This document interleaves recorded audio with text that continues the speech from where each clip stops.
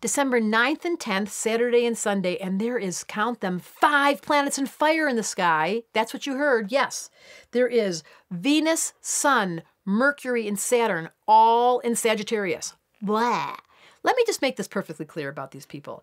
They are not apologizing for what their thoughts are. So they have swear words that fall out of their mouths. And they think they're funny when they're not all that funny. And they have the rudest sense of humor. They're the ones in the movie theater, you go, who is laughing? They just laugh at their own jokes. My dad always said you weren't supposed to laugh at your own jokes. And he had Sag in his chart and he laughed at his own jokes. They just have this incredible exuberance. Like they think this life, it's raining for 40 days and 40 nights. And they go, good, I love all those flowers. And you're like, I'm so sick of it. And they're like, don't complain.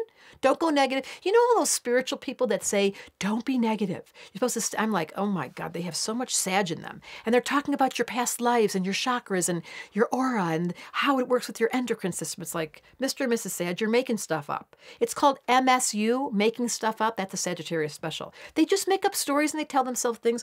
And because the moon's in Virgo, which is a square, Virgo, Sag to Virgo, it's a little tricky. Oh, I like making mistakes when there's a moon in Virgo. It's a little tricky because you know what happens? All that exuberance in their personality, all that excessive fire is being moderated by a Virgo internal dialogue.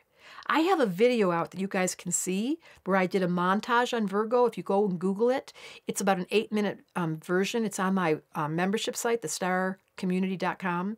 And I had so much response from it because when Virgo comes in and starts to criticize you and make you feel bad, the Sagittarius goes, oh, leave me alone. But not if you're born with Sun in Sag and Moon in Virgo. You suffer from one part of you wanting to exaggerate and not care about details at all because Sag doesn't care.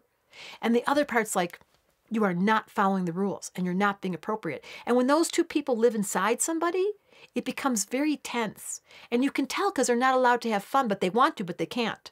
So if you're one of those people that has a gardener, that has a governor, can you fix that? If you're one of those people that has if you're one of those people that has a governor inside of you that gets mad at you and criticizes you, you have to pay attention to your permission slip that with those many planets in Sag right now, you are allowed to make mistakes, to be funny, to say funny one-liners. A governor or a gardener? Deborah.